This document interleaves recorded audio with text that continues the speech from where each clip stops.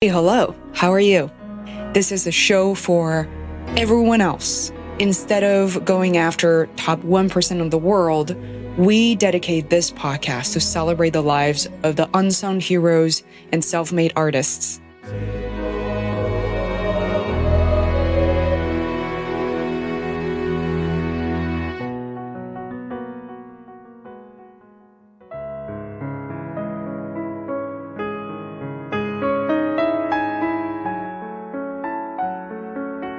All of us, every human being is an artist because we have those questions in our minds about what's great, what's terrible.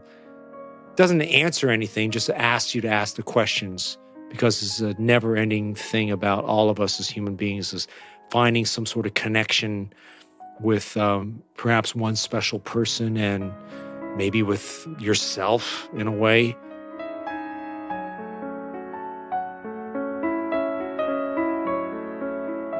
We can all admire the Picassos of life that we from afar and admire that. But if you have your own personal Picasso, it's kind of nice to be in that in the wake of that, or to be alongside that, as it were.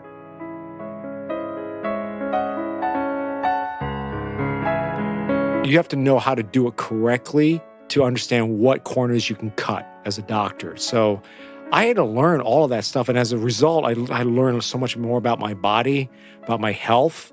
You know, I went and had my blood sugar checked again because I said, I have all the symptoms. This patient, this simulated patient, this person's backstory, that's me. All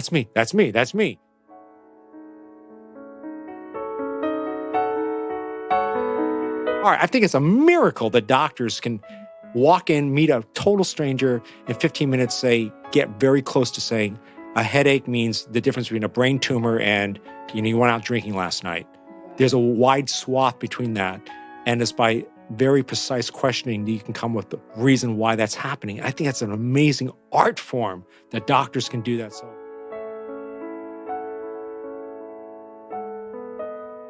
the part that I can play as a person that can help future medical students become great doctors has been very satisfying. And why this is good for the planet is that it gives everyone a chance to have a trial run. Like we're doing trial runs. We have a week of trial runs before an official opening.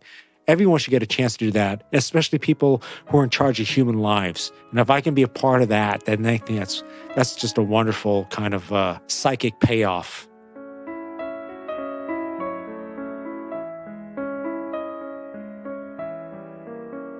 Hi there.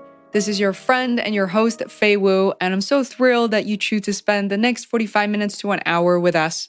As you know, there are many, many more podcasts these days.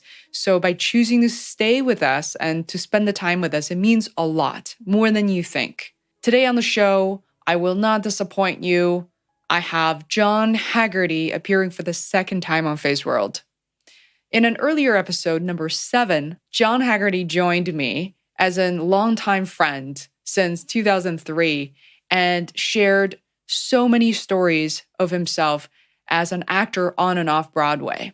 As a reminder, John has appeared on Les Mis, King and I, Living Room, Yoshimi Battles the Pink Robot, and most recently, which is a new story we're introducing to this episode, is his appearance in Portland, Oregon at the Armory for Kodachrome. This was a play seen through a photographer's eyes in a small town.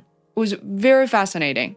I wish I could release this episode a little earlier, but due to travel and other Feisworld obligations, the show Kodachrome in Portland, Oregon has already concluded as of March 2018. By the time we interviewed him, the show was still in preview mode, which was in early February. In addition to Kodachrome and acting in general, this episode gave me the opportunity to explore something John has been doing lately with his acting skills, which has fascinated me really for a long time. John lives in New York, and when he isn't rehearsing or acting for a new show, he helps medical students learn bedside manners and better interact with their patients. The stake is high because the students are graded on their interactions, responses, and overall performance. And for John, he has to be an active listener at all times. In many ways, he sees this as being more difficult than remembering thousands of lines from a Broadway show. In one example, John describes in details how he had to go off script and act out as an extremely difficult patient. He couldn't believe the words that came out of his mouth. My associate producer, Adam Lefford, also happens to be John's best friend and college roommate, joined us in this conversation. I think when we talk about this, it all made a lot of sense.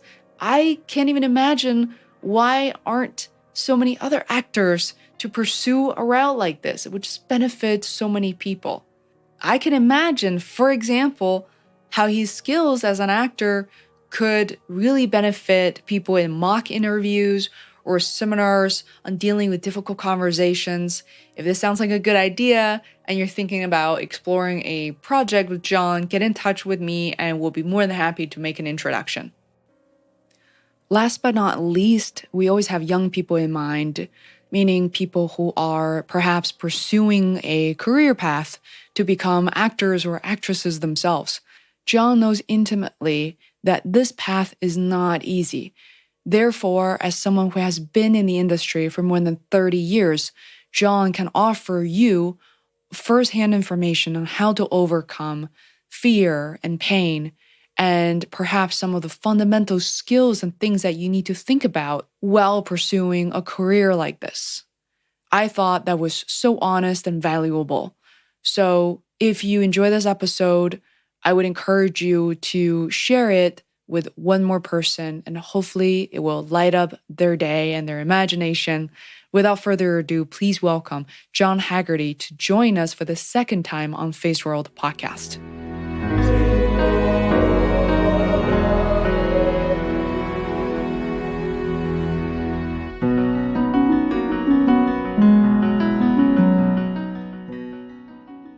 So I'm here with John Haggerty, who has appeared on an earlier episode of Feisworld podcast, much earlier episode within the first 10. And we just launched episode 138. So pretty unbelievable. I'm also with my partner, Adam Lefford, who also happens to be John Haggerty's best friend, college roommate, and has really followed him everywhere since then. And you mentioned that you're in the show, which we happen to have just watched it about an hour ago. Yeah. And it's called Kodachrome. So could you tell us a bit about the show, what your role is? Well, this is a brand new play to the planet. They did this play as a reading. They developed this play a year or so ago here, and they decided to put it into their official season. So I have been blessed to be cast in this play. And I was talking to one of the box office fellas. Someone asked him, what is this play about? And because no one's seen the play, it's not something you say, oh, Hamlet, okay, Danish prince goes through some problems and he gets killed at the end. You don't know the plot, so no one's seen the play. And the box office person said it in a way that I thought, wow, that's pretty cool.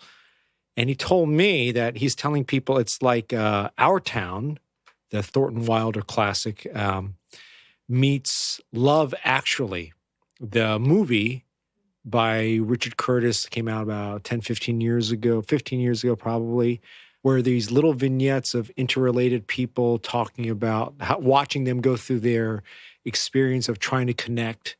And there's a narrator character, which is what the Our Town aspect is, of watching a small town. So that's the similarity. I thought that was a pretty good bridge between the two. And someone else in the cast said it's a little bit of sprinkle of Amélie, the French movie, of people trying to find each other. And so I thought that was pretty good. So if people want to know what this play's about, it's Our Town, Amélie, Love Actually. And you guys just saw the play. You can tell me from your experience as an audience, because I never expressed this to an audience member, if that's pretty close or not. I admit I saw Amélie quite a long time ago. I've heard of Love Actually, so I can't speak to that. But I think the sense is right. It's about people who want things, want each other, want connection and love, and seek it in their own way, and keep seeking it in their own way, and the ups and downs of that. Yeah. Well, there you go. And what do we all do in life as people? That's a constant theme in life. And Adam Simkowitz, who wrote the play, decided to have a riff and do a piece of writing on that. And it was interesting hearing the titters in the audience about some lines that the narrator speaks out loud as if to the audience, and hearing them respond very viscerally with some sort of reaction. You know, she asks, is the point of love to be miserable or not? And you know, that is that the point? Are we supposed to learn? And I think that's what the play doesn't answer anything, just asks you to ask the questions, because it's a never-ending thing about all of us as human beings, is finding some sort of connection with perhaps one special person, and maybe with yourself in a way.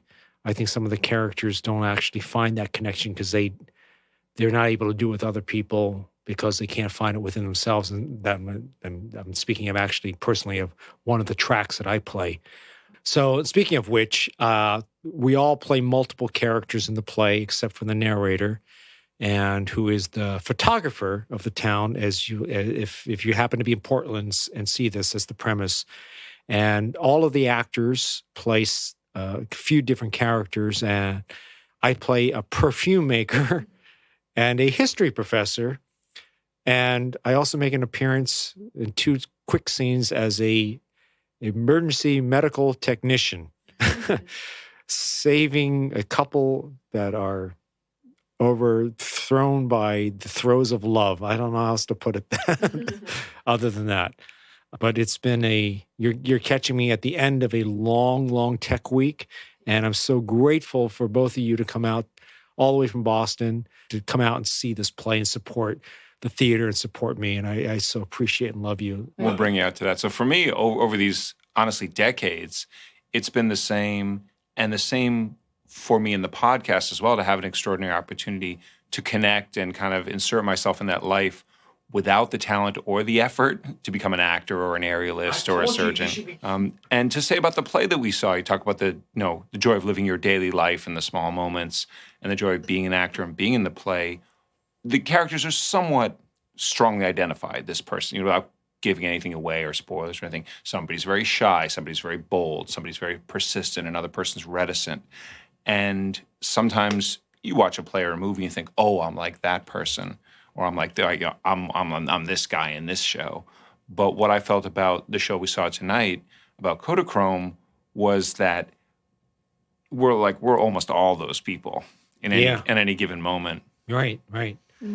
There are so many prisms of experience that I think the playwright was trying to touch upon, that we've all had that little feeling of ecstasy, let's say, when you find young love, and getting divorced, which I've been through personally, and separation, and then reconciliation, and longing. I think it's so interesting to me. I mean, part of what I noticed with my podcast, and which is kind of feels in a way kind of selfish, is I get meta pretty quickly. Yes. That I always like to ask my guests first about who they are as people, because I don't know many of them as well as I do know you for the past 14, 15 years. But I wonder, I want people to get to know you a little bit more as a person, because in case they haven't listened to it, or they don't really know what is it like to be an actor, and you're a very experienced one. So, for example, one thing I notice is that all the shows I've been to, you are always introducing me to people on the show, but as friends, people you spend a lot of time with and really to be able to learn from. And you're not at all possessive about that relationship, and you're always promoting other people. Whereas in the acting world and all the academic world and all the other worlds, I notice that there's somehow is something that we don't talk about, is that if I'm a project manager, people won't introduce you to someone else in that position. Or 5 minutes ago, you're celebrating, they went on to do this, went on to do that. Like, I wonder, why do you feel that way? Obviously, 1 degree of separation makes you feel more intimately involved with other people's struggles and what they go through and their victories. And I have great love and respect for you and for people that whom I've gotten a chance to cross paths with and am pulled in by their work. And we can all admire the Picassos of life that we from afar and admire that. But if you have your own personal Picasso, it's kind of nice to be in that in the wake of that, or to be alongside that, as it were. Continued every time I do an acting job, I really literally think it's the last time. I look at these experiences as I get one more chance, because you don't know. None of us know. It really might be the last one. And so let's try to do it as well as we can on that particular day. So that's acting and the passions and the journeys at Deep Well. We also did want to talk about things that are happening outside of this particular engagement and this particular show, other things you're doing in your life that are related to the arts, that are not related to the arts? Well, there are very, very few people I know. I mean, personally, of course, we all know who the big stars are, who go from show to show or from TV show to TV show. For the most part, my circle is pretty rank and file actors in New York, and none of us have 365 days a year of employment in professionally. So when I'm not doing this, I work for a medical school, and a lot of actors do this in New York anyway. But I fell into doing something called being a standardized patient. So I help doctors, students in medical schools, aspiring doctors to help them become better with their bedside manner, to help them figure out a diagnosis, and the kumbaya feel-good feeling about this amazing kind of side job that I have is that whatever kind of slip-ups they make or things that they didn't ask a patient that could cost them their life out in the field when they're gone, I'm able to coach them because I've been coached about how to train them. How I feel like in some ways I'm saving someone's life down the line. And there are very, very few jobs I've ever had that you can give someone satisfaction, but to think that somehow what I did today helped this person, they're going to meet a person that I've been asked to portray, because we get a case study, we have to portray a certain type of person. When they meet that type of person, if they don't have that training before medical school, they may slip up. They may hear an important piece of information in an interview with the patient that they were supposed to catch, which told them about a major problem that they missed. So if they do that, then I'm able to say, when we have our post simulation and we do our feedback, I say, hey, you missed that part. We should have asked me about that. And they go, oh, thank you for telling me that. I mean, that is so great for me. It's that extra beyond whatever they pay me, feeling that you walk away psychically saying, I did some good for the planet today, that someone's mom, brother, sister, brother father was what might have been saved later in life because of that.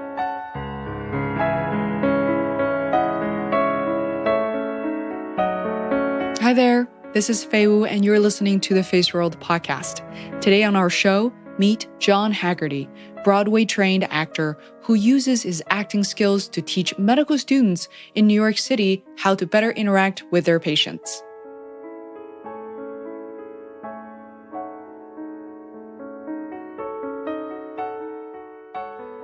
Yeah, I feel like there are also moments where that's even less so than life or death, is that those few hours that you might feel. I mean, we have all encountered poor bedside manners in our lives. Oh my God, yeah. Right. Whether we are as caretakers or as patients ourselves, and comes down to really small ailments that really not at all life-threatening.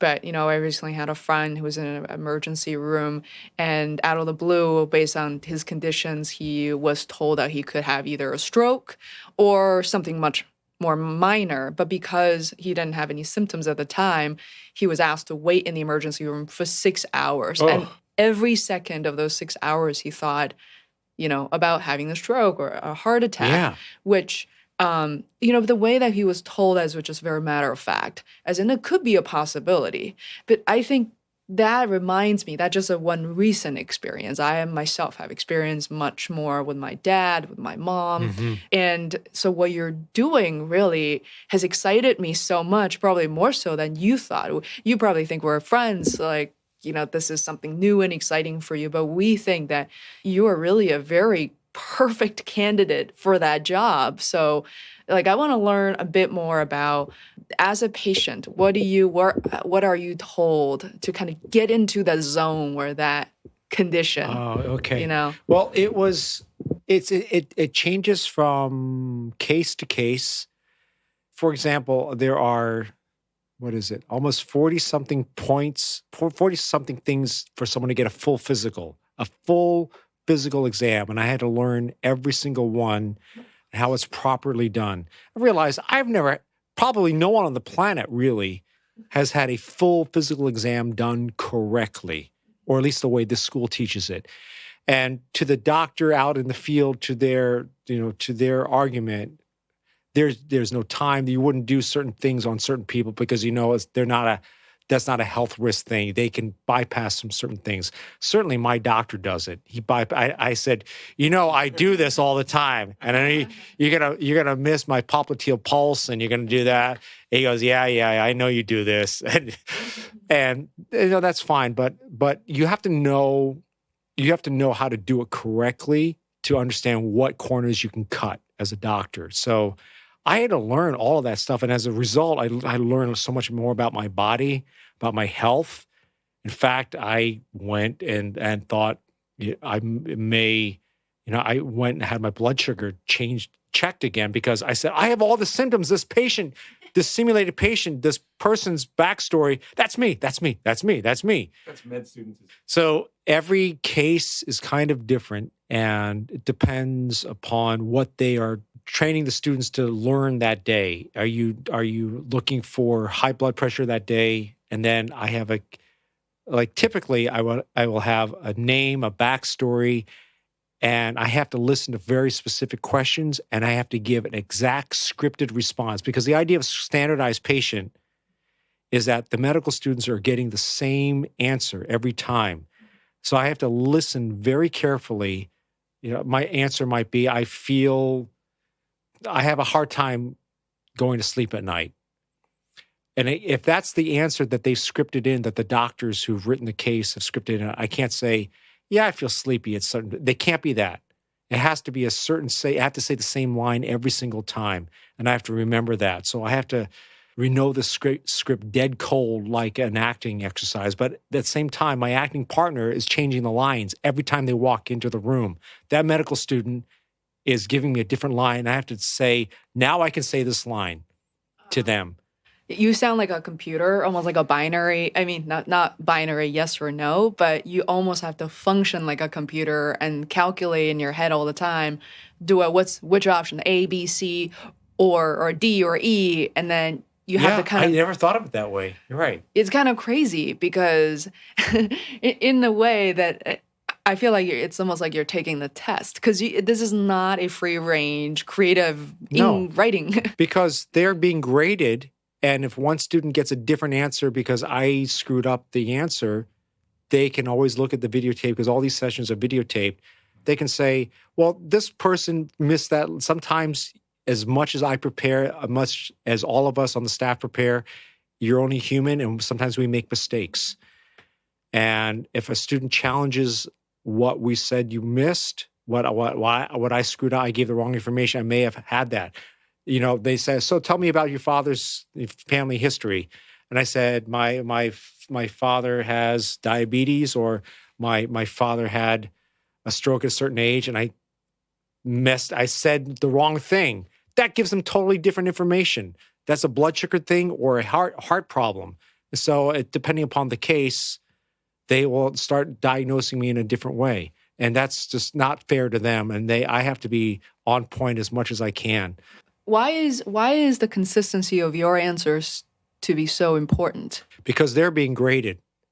And the consistency of standardized is that everyone gets the same test. So instead of a piece of paper, I am the piece of paper. The human actor is the piece of paper that they're being tested against. So I have to, even though every human being, every interaction is a little different because you can't help that, it's energy, I have to still deal with the permutation and give the same verbal response.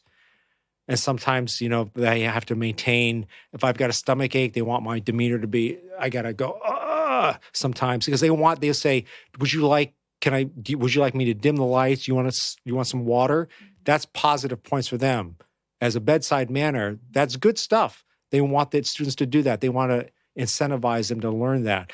But a lot of them don't know what to do if the patient, they're just trying to get it's got to be really hard. I think it's a miracle that doctors can walk in, meet a total stranger in 15 minutes, get very close to saying a headache means the difference between a brain tumor and, you went out drinking last night. Yeah. There's a wide swath between that.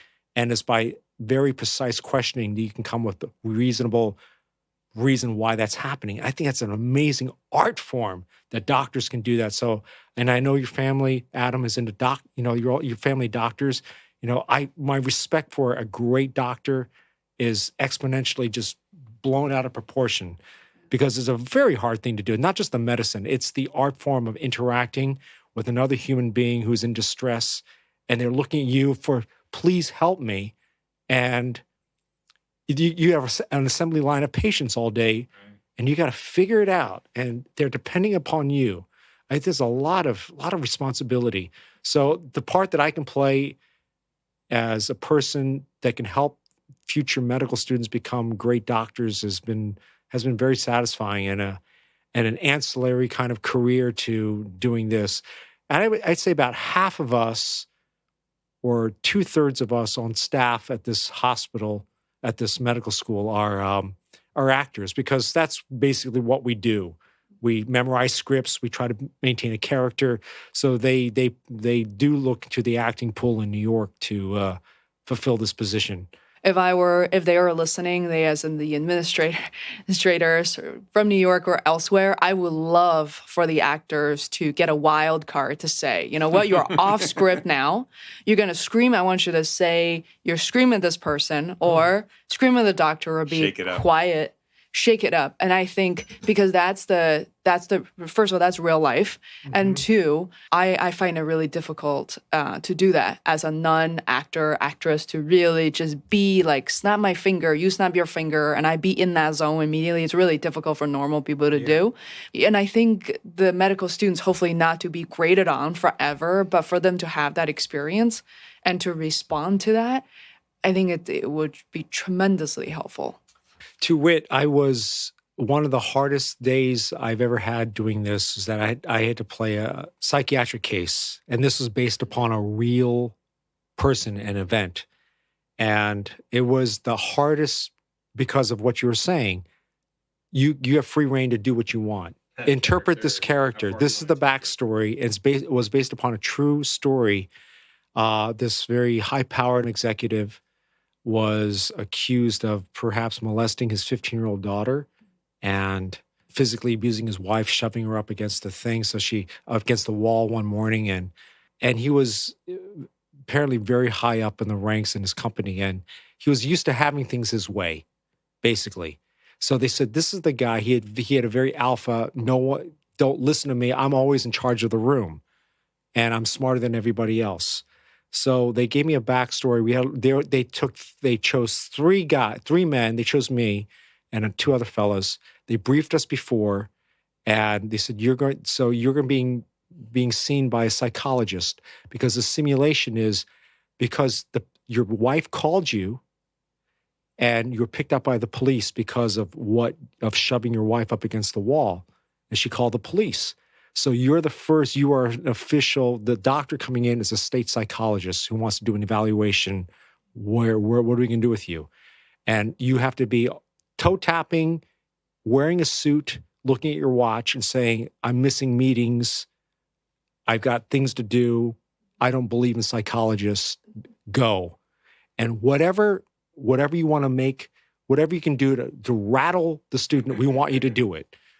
And I could not believe the stuff that came out of my mouth. And they had no idea. All they knew was that this man, the students, all they knew was that this man, this is the situation. They had no idea of my personality or anything. They had to find out that I was the high-ranking vice president at a company.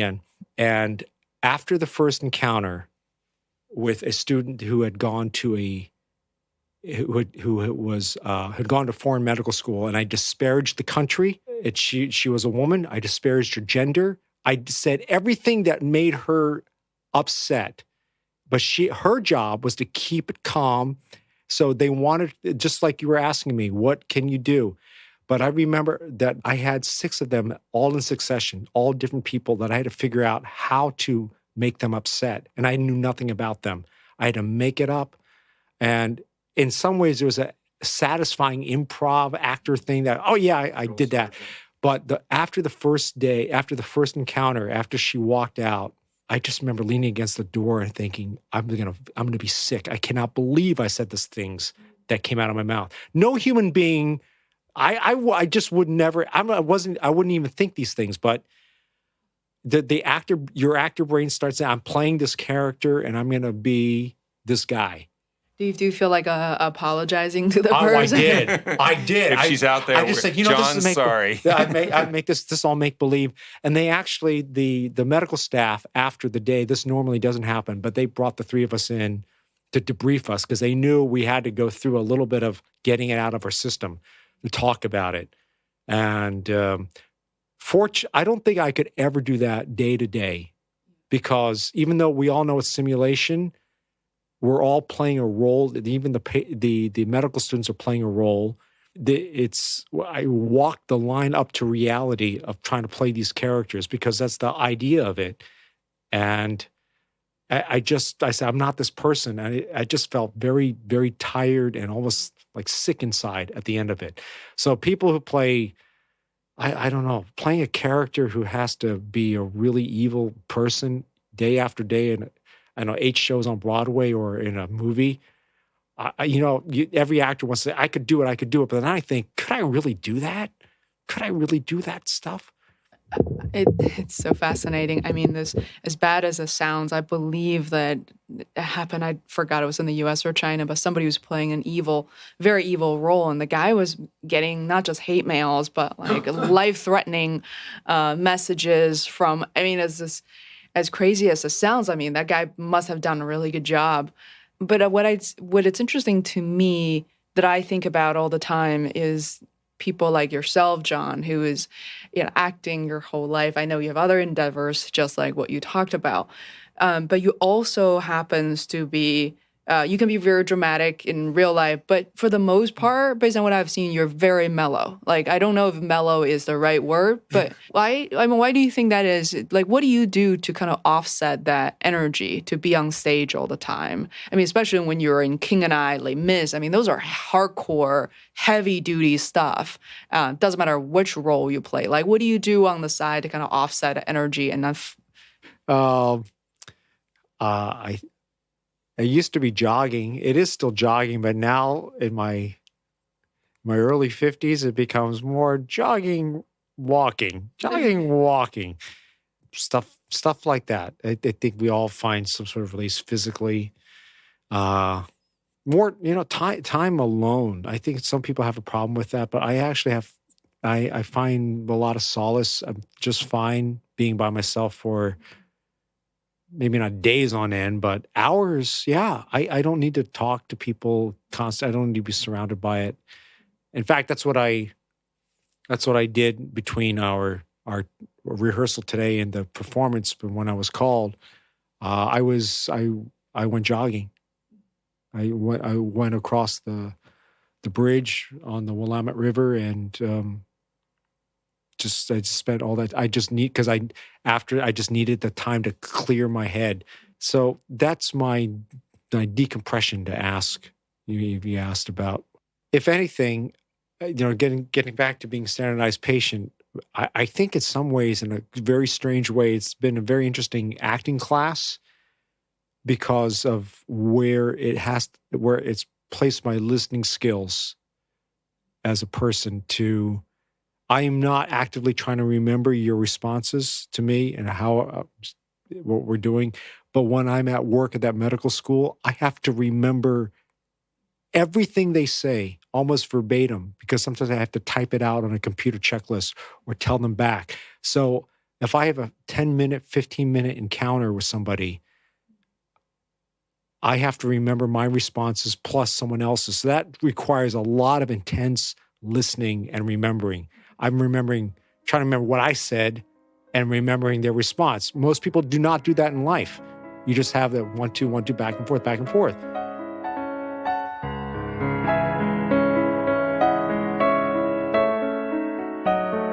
Hi there, this is Fei Wu, and you're listening to the Feisworld podcast. Today on our show, meet John Haggerty, Broadway-trained actor who uses his acting skills to teach medical students in New York City how to better interact with their patients.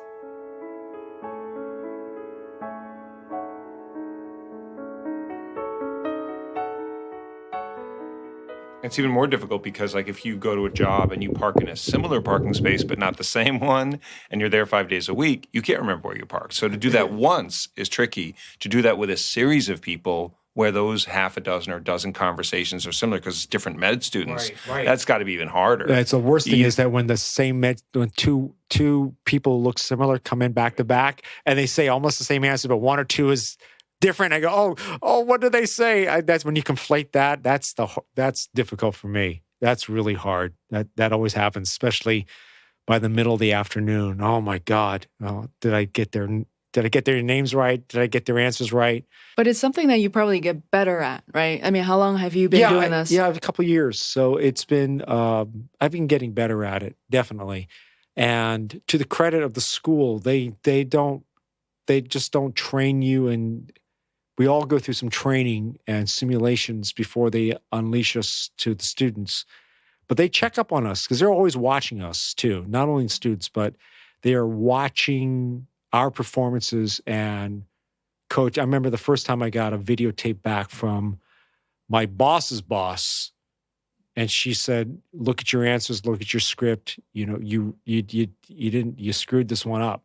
And I looked at it and went, "Oh my God, and I'm thinking, that was not too bad." And I realized I've got to step up. This is their grades.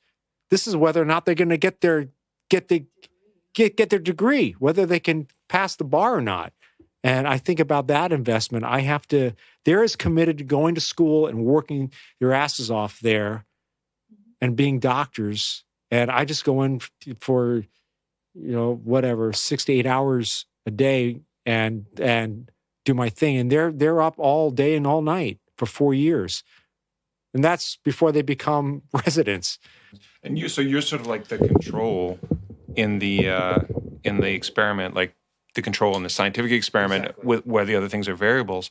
So, knowing you in real life, putting aside all modesty of your own, frankly speaking, what sort of if it can be answered, what sort of a person should give this kind of a job a shot? And also to mention, it isn't something you do 40 hours a week, so somebody could do it as part of other things. And who shouldn't do it? Just what kind of person you think probably wouldn't make it, and what kind of person you should investigate this. This could be a good thing for you. Well, there are not all actor types have done this. I know that. I was interested. I have a friend named Martin Sola, if you're out there, who first turned me on to the idea. He was doing it for a while, and now he works. He's always working, so he doesn't do it as much anymore. But then I started applying to schools and trying to get an audition, because they do audition people, and they're not slots. Depends upon the demographics of what they're looking for, what they need they need the planet because of different diseases and different things that happen to people. So we are very, very different kind of a staff where I'm at. And if you don't like to memorize That's one thing. Or if you don't feel like that it's helpful. If you're not good with remembering words, that's absolutely paramount. So that's why the medical schools go after the acting pool, because there's kind of a discipline and a experience of doing that. And also a little bit of a volition. I said, okay, I just a way to make money. But then when I got exposed to it really about what's going on and why are standardized patients programs there? They're at the heart for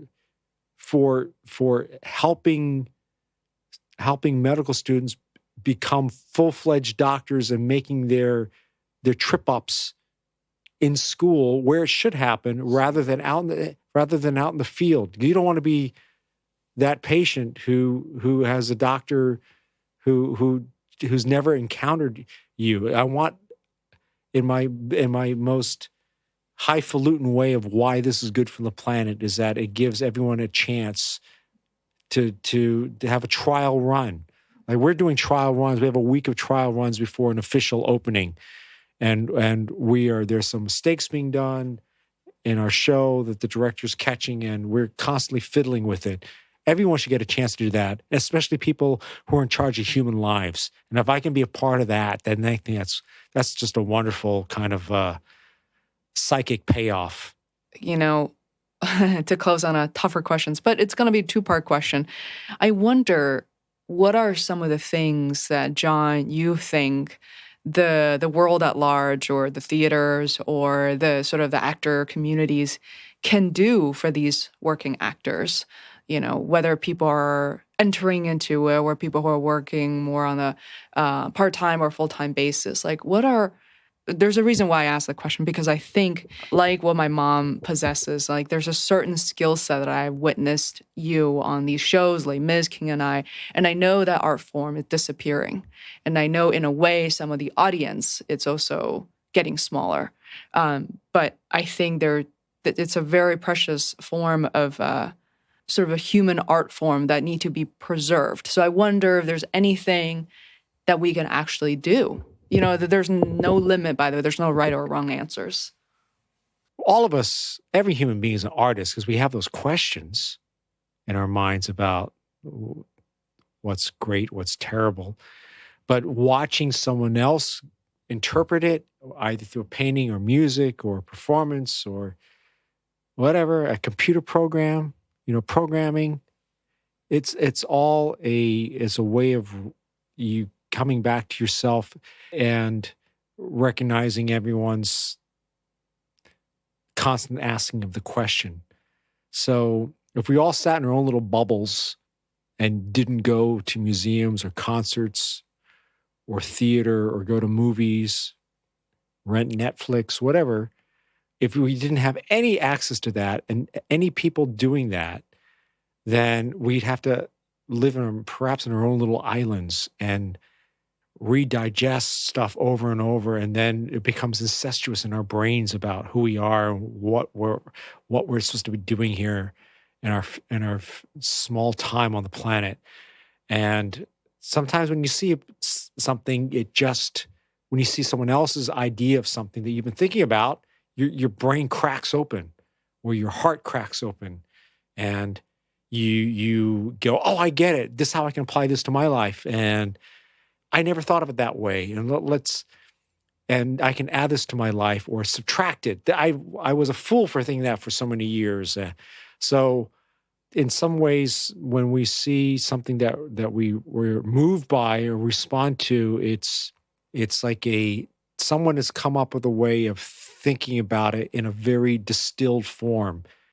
Sometimes I think, what is the true enjoyment of acting or being in some sort of public performance of telling a story?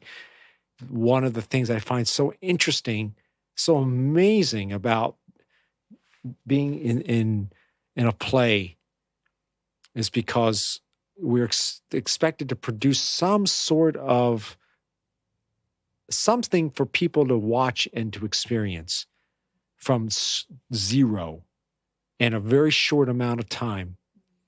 And that journey is when I'm in it, I always find it really interesting. So that's what keeps me going. Certainly, it's not as not being showered with flowers or signing autographs.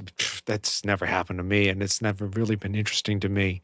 And certainly money. I mean, I get paid a living wage, and I'm happy to be in Portland. But if it was about that, then I would be very disappointed. But it has to be a deeper psychic reason about being a human being.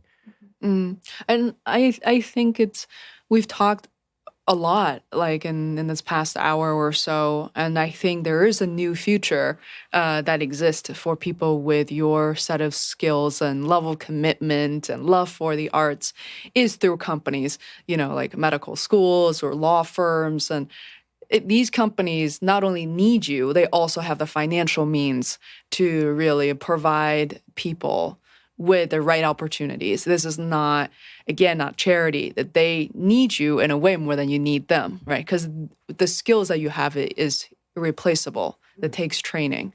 And I think that message is so strong. And I think especially for people out there, anybody pursuing any forms of art and putting something that they create out there to say, I made this, and to put my name on it. I think it's such an act of bravery in a sense, and that we are so conditioned to not do that, to never do that. Yes, you're right. You're absolutely right. Yeah. And for you to put yourself out there, I remember precisely that moment when I raised my hand, when I did really well in school, particularly math. I was really good at math. Until it was about 3rd or 4th grade, I stopped raising my hand because my teacher told me not to. My teachers told me not to, not even my classmates, and said, don't forget that you're a girl, you're a woman, and your hormone not even hormone, I didn't know what that word meant, but she said, biologically, you're going to lose that edge very soon, and the boys will exceed you. I mean, this is late 80s. That's crazy. That is crazy, but in one form or the other, maybe not in those exact words, because it's not at all acceptable in today's society. And it did happen to kids growing up in the 80s. And I sort of, I definitely remember putting down my hands on do that again. So I love talking to people like you to relearn. I'm still in the process of relearning all that, Yeah, I'm glad you said something like that. It's always a reminder.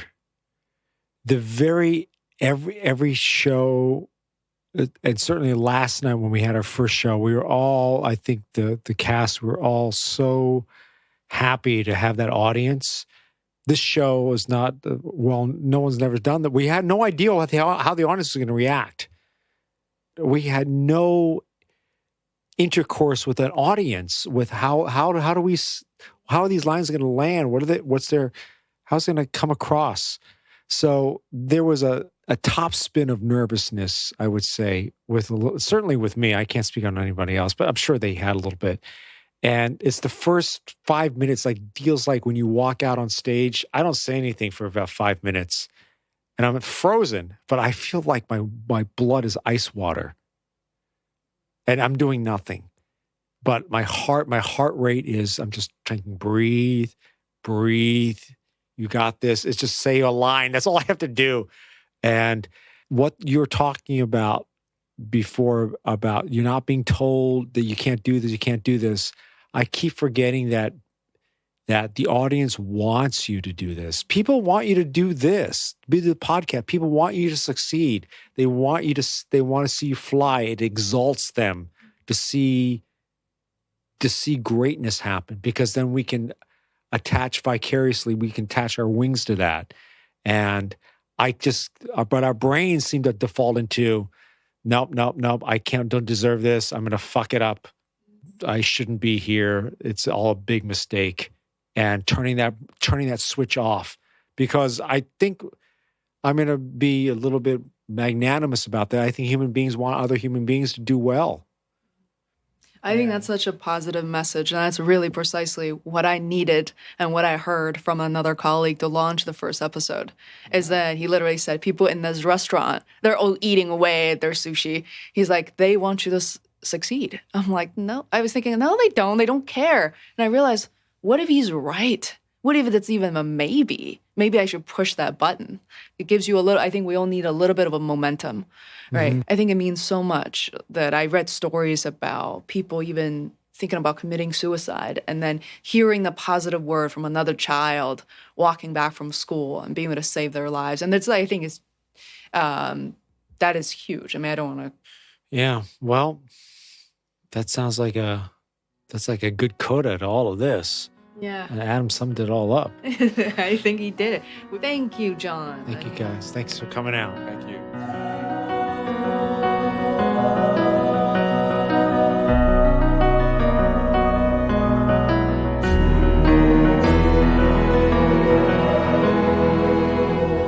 Hi there, it's me again. I want to thank you very much for listening to this episode, and I hope you were able to learn a few things. If you enjoyed what you heard, it would be hugely helpful if you could subscribe to the Feisworld podcast. It literally takes seconds. If you're on your mobile phone, just search for Feisworld podcast in the podcast app on iPhone or an Android app such as Podcast Addict and click subscribe. All new episodes will be delivered to you automatically. Thanks so much for your support.